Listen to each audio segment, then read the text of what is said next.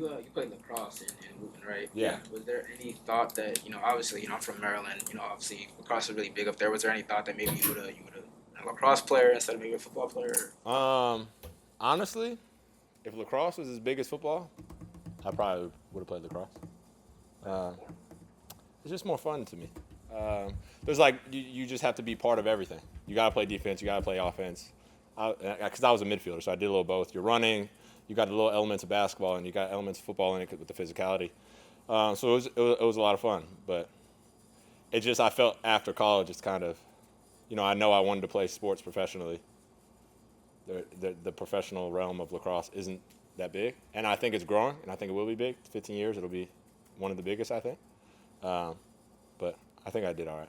Did you grow up in Montgomery County? Yeah, Montgomery County. Yep. So lacrosse was like, if you didn't play lacrosse, as you know, like you were kind of the weirdo. It's like down south, if you didn't play football, that's how it is in Maryland. Like you better play lacrosse. How good were you? I was pretty good. I played long stick midi, and we were a pretty good team. Almost made it to states, so we were pretty good. Has your lacrosse game helped you in football in any ways? Anything you can incorporate in that skill set? I'm a big fan of playing a lot of sports. I think it's tough now because kids are like funneled to, hey, play this sport and just play it. Like play football and that's all you do all year round.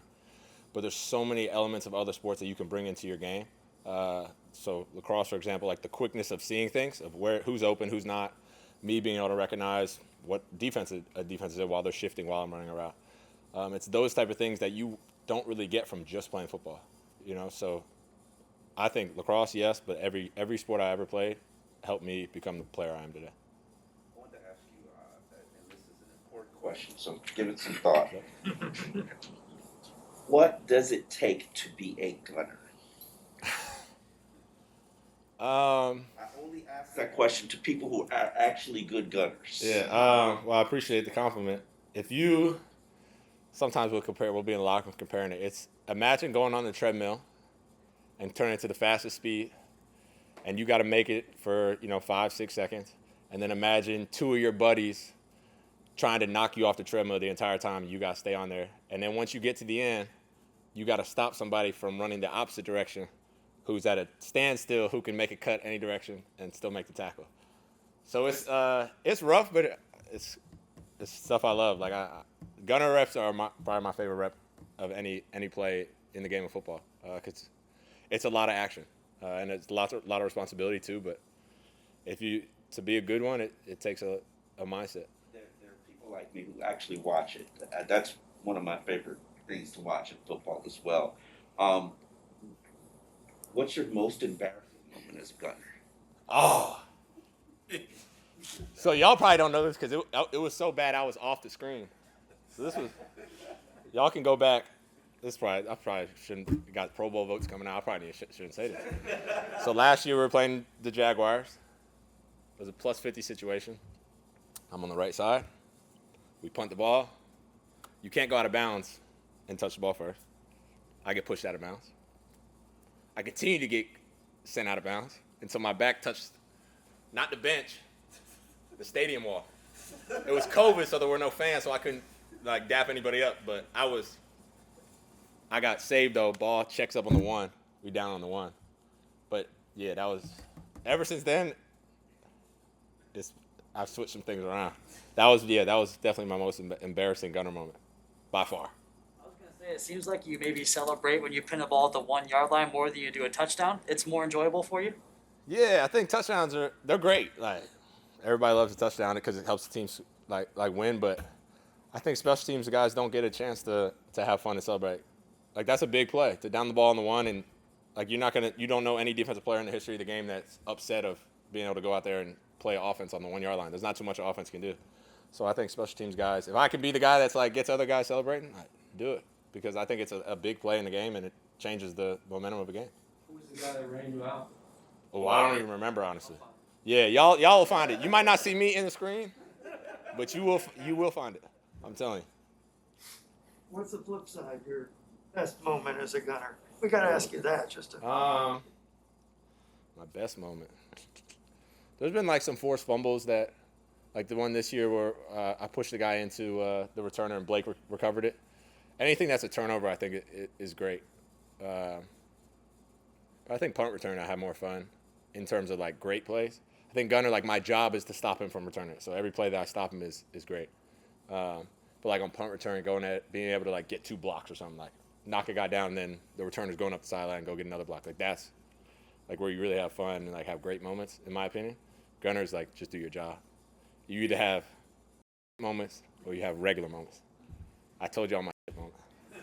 Someone tweeted out, is Wilkins on punt return? Wilkins. Christian? Oh yeah, we have some different packages where those guys will go in. We'll get some big guys. Almost blocking a punt. Oh yeah. That's really why we do it. To line up, like there's guys my size that have to line up on punt, and I see Christian Wilkins across from me, and your center was just struggling with him. You're probably gonna struggle with him. So it's a good package for us to change stuff up. What does it take to convince young players to like take special teams serious? Or do you think they get it? Honestly, if they don't get it, the best way to convince them is to tell them bring their playbook upstairs. And from that moment on, they'll realize how important special teams is. Like if you're not the guy and you think somehow like you can go undrafted or low draft pick and just not play special teams, like, more power to you. But I know from the years I played in this league and the other guys I played with, special teams is a way that you can become the guy, for sure. You can definitely become the guy. But you need to be in those special teams meetings being a monster there before you can go on. I asked you this question because I battled with this question, like, why don't you play offense more? And I've even asked the coaches, and is it because you play so many different roles on special teams? And they say no, and they say you practice well. Why don't you play offense more? For me, it's just whatever opportunities come my way. I'm like y'all see, I'm gonna have high energy no matter what I'm doing, whether it's offense or special teams. And when I get my opportunities offense, I take advantage of them, and I'll continue to do that. But since I was a little kid, my dad would never let me be the guy that's, hey, why am I not playing more? We're winning games now, and that's really like, I'll take 0 snaps and a win 100 times out of 100 versus all the snaps and a loss. And that may sound weird or different than most, but like the point of the game is to win. Everything's better when you're winning. I'm sure everybody that's came here is all cheery. Everybody's in a better mood. That's how it works when you win. So if we can continue to win, the offensive rep, special teams reps, if it came down to it, if they said, Mack, you're not playing and we're winning, so be it. Thank you, sir. Good? Yeah, I got one last one. Yeah. I just tweeted something about your positive energy and how, no, I'm dead serious, man. Like, just being around you, I feel better about things. I feel better about my life. I appreciate it. I want to ask you a dead serious question. So if someone's having a hard day out there, someone who's watching this on YouTube, or some kid in school who's getting bullied, or some reporter who's having a hard time at home, I'm being dead serious. What do you say to people in those situations? I have a pretty straightforward look at life. And people like in the locker room will say like, yo, you're weird for thinking that. But like soon enough I'll be in a box covered in dirt.